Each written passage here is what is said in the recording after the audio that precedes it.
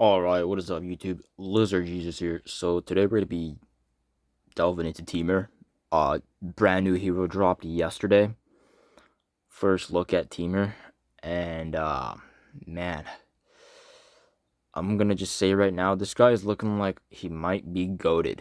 He might be goated, but there's some things with his kit that could prevent him. Not prevent him, but there's some things in his kit that really limit him and how you use him, and we're gonna talk all about that in this video. So right off the bat, he's going to deal a single target damage factor with a 70% chance to ignore a percentage of the target's defense and 150 initial rage upon entry battle. This is a gangbuster skill. I'm going to tell you why. First of all, it's not a 50% chance, it's 70% chance, which means that it could trigger quite likely, but don't count on it. Don't count on it, but don't be surprised if it pops off quite often. Now, there's one thing about his skill, this skill right here, and that is 150 initial rage on a 250 rage cost is freaking it's insane. It's insane. It's insane. 150 initial rage at 250 rage cost.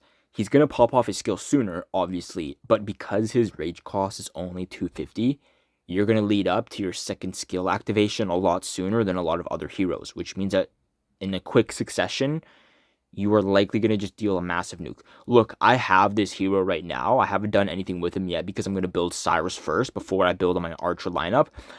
But it's at level 1, 149% damage ratio at level 1. This guy is going to be dropping single target nukes, like insane. For the first 9 seconds after entering battle, increases the hero's damage dealt and reduces your troops' damage taken. Every 9 seconds thereafter increases the hero's damage dealt when serving as commander. This ties into what I was saying about there's going to be some things that limit him and how you use him. Reduces your troops' damage taken when serving as second in command. This effect decays by 1/3 every 3 seconds and lasts for 9 seconds. So, off the rip, what we can say is this guy kind of has to be a primary. He kind of has to be a primary. He doesn't have to be a primary, but look, if you're talking at in the world of archers, in the world of calves, you would still want to use Lu Bu primary just for that massive AoE and March speed slowdown. And I think in the world of calves, it is fine to throw him behind your Lu Bu to replace Guan. I think that's fine, just because of what Lu Bu does. However, in the world of archers, Timur is without a question gonna be your primary. I don't have an archer lineup yet, and when I saw this guy, I made the decision I am 100% going to build an archer lineup around this guy. But he's got to be the primary. So that does limit him a little bit in the world of archers. In the world of calves, it doesn't matter, because if you use him as a primary in the world of calves, he's going to be great. If you use him as a secondary in calves, he's going to be great. If you use him as a secondary in archers, he's still going to be amazing. But I think if you're using archers, the play is use him as a primary. So we're going to talk about his specialized skill now, Tempered Steel. After any of your heroes triggers a critical strike, it recovers your troops' units. Love to see that. Love to see sustain. Archers are kind of squishy and they don't have a lot. So if you have this skill, you're going to be bringing a bit of sustain. Nothing crazy, but at level 1, it is 21%. So if you max this out, it's going to be a pretty decent amount of sustain. And reduces your troops' damage taken by percentage of might bonus for 3 seconds once every 6 seconds. So he's going to be bringing sustain as well as a little bit of tankiness. Tankiness is in like you can absorb damage. Sustain is what's going to keep you in the fight. So recovery is going to keep you in the fight, and then taking damage reduction is going to tank.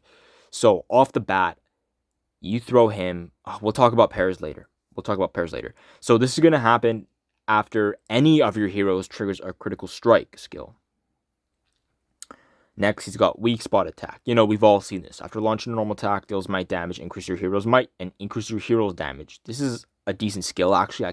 I like weak spot attack. Spirited Pursuit. After launching normal attack, deals might damage. It's vanilla. It's really, really vanilla. But what is nice about these vanilla skills is that if you don't really know how to calculate, and if you don't know how to, like, things are working, and you just want, like, a build that you know is going to be fine for outputting damage, this is nice. Spirit of Pursuit is a good skill that you can just level up, and all it is, it's might damage after a normal attack. Now, let's get to the juiciness. Critical Insight. Increases all your heroes' critical strike rate, which is heroes' base critical strike rate is 0% when there are no skill effects. Critical strikes can only occur through normal attacks and skills that explicitly indicate the ability to deal critical strikes. So, increase all your heroes' critical strike rate by a percentage when dealing a critical strike, reduces all enemies' heroes' armor by 7.69%. Up to 3 stacks, by the way, with a 100% activation chance. This is insane. I'm going to tell you right now, what you're probably going to want to do is you're going to want to run Critical Insight and then Tempered Steel. You're going to want to run Critical Insight to increase your hero's critical strike rate, and then you're going to want to have Tempered Steel so that you're just throwing out that heal and damage taken reduction. That's all you want to do with this, guys. Critical Insight and Tempered Steel. You can do some things with Weak Spot Attack and Spirit of Pursuit. Those skills aren't bad, but if you're running calves, that's definitely what you're going to want to do. And I do believe, so some pairings that I see for this guy, some really, really good pairings I see for Timur. We're going to call this guy Timur.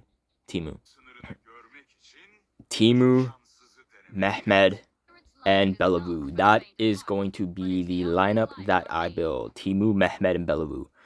I think that's going to be a gangbuster lineup. She's honestly, like, look, she has some secondary strike skills in her kit. She does have some secondary strike skills. Pain Blood. And it brings more sustain. I think this is going to be gangbuster and game-changing for archers. I'm telling you straight up. It's going to be game-changing for archers.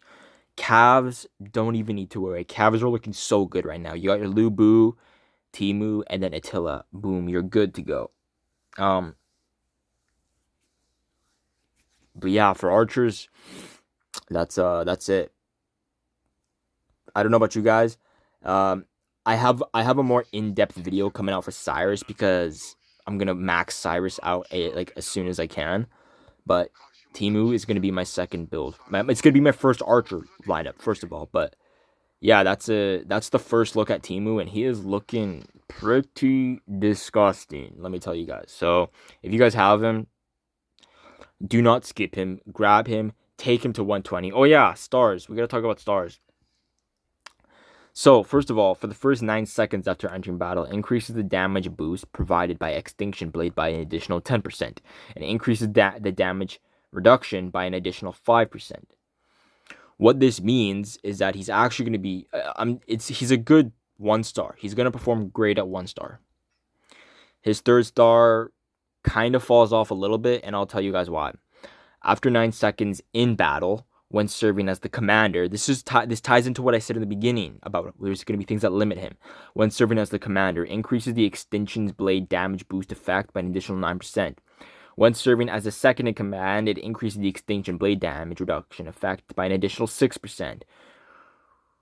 This is where he kind of falls off, and this is also why I'm going to be building him after my Cyrus, because look, you're going to take him to 3 stars. As a free-to-play or low spender, taking heroes to 3 stars isn't super hard.